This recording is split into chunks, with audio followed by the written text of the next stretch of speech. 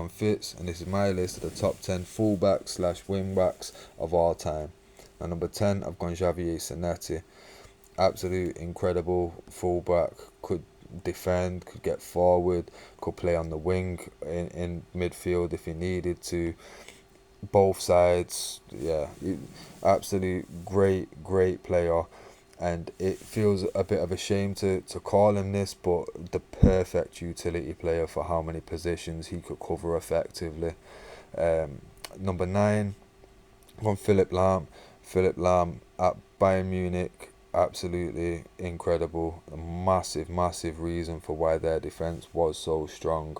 Um, yeah, and also why they could also get the ball to the midfield and to the wingers so effectively from defense as well. Like his passing ability was crazy, as well as his defensive traits. Number 8, I've gone with Dennis Irwin.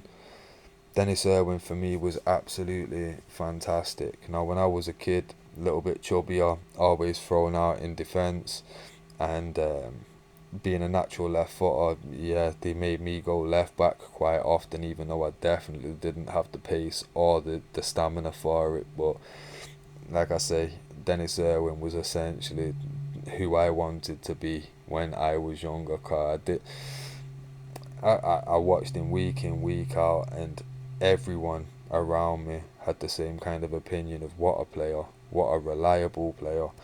Um, for me, like I say, there's not many better, but I've got 7 more to get through that I've got to rank higher, which hurts me. Number 7, I've gone with Lilian Thuram. Now, Thuram, absolute great defender. Could play centre back as well if necessary, but as a right back, yeah, there's not many better at that position ever, in my opinion. Um, Same goes on the left for this next entry. Number 6, we're gonna go with Ashley Cole. Ashley Cole was phenomenal, and even Arsenal fans know, despite him leaving on very bad terms with Arsenal fans, they will all admit greatest left back they ever had. I've got to admit, as a United fan, greatest left back the league's ever seen, and that's coming from someone that watched Patrice Evra and Dennis Irwin week in, week out, and swore blind at the time that they were the guys. But hindsight being 2020 and taking United bias out of it, Ashley Cole definitely deserved to be on this list more than a Patrice Evra, which all credit to Patrice Evra, but unfortunately he just didn't quite make the final shortlist of this 10. Number 5, I've gone with Dani Alves. Brazil has some absolutely phenomenal fullbacks slash wingbacks throughout the years, and the maddest thing is they've had both sides sorted for like 2 entire generations, because number 4, Marcelo at left back and Dani Alves at right back was impeccable. And just to think that Marcelo at Real Madrid and Dani Alves at Barcelona, yeah, it was almost a super team when you saw Brazil line up for a few generations. Because, like I say, Marcelo, he was the long term replacement for number 3, Roberto Carlos. Um, Absolutely incredible. Obviously, his defensive traits weren't as strong as his attacking traits, but he did really start pushing the wide defender, getting forward and kind of trying to link into the attack more. He was a big part of the game changing to what it is now.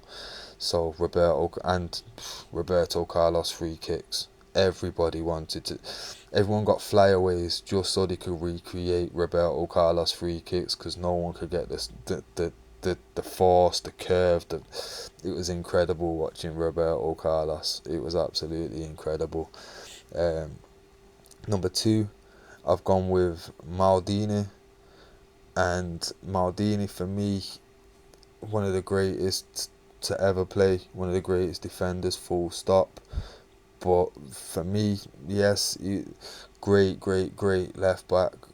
But I do also recall him playing centre back quite often, and personally, like, I did like watching the Roberto Carlos's get forward from that position, and Maldini was very much more of a traditional fullback, so that's what edged him out from number one. Roberto Carlos is opposite Cafu. For me, Cafu was absolutely insane. Um, like I say, any other day, these top five, top six could get alternated round in all different positions. But for me, when this list was wrote a week ago, yeah, Cafu number one. And to be fair, right now, I'm not arguing with it. I say it pretty much every list. This could, on any given day, get altered around, and that's why I love football so much, because it really is a constant conversation. But I'll run through it one more time for you. Hopefully it'll pop up on the screen to assist. Number 10, Zanetti. Number 9, Lam. Number 8, Erwin Bergkamp. I've just wrote Dennis on the list, so sorry about this. Number 8, Erwin. Number 7, Taram. Number 6, Cole. Number 5, Alves. Number 4, Marcelo. Number 3, Carlos. Number 2, Maldini. And number 1, Cafu.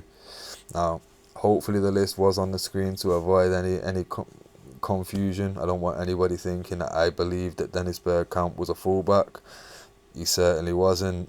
He definitely appears on one of these lists in a different position. I won't spoil it. Hopefully you should know where it is if you know ball. If not, keep clicking through the videos and yeah, you'll find out soon enough. But let me know who your favourite fullbacks / wingbacks are of all time currently. Let me know who should have been in the list, who shouldn't have been in the list, who should have been higher or lower, all that business there. And yeah, I'll catch you on the next one.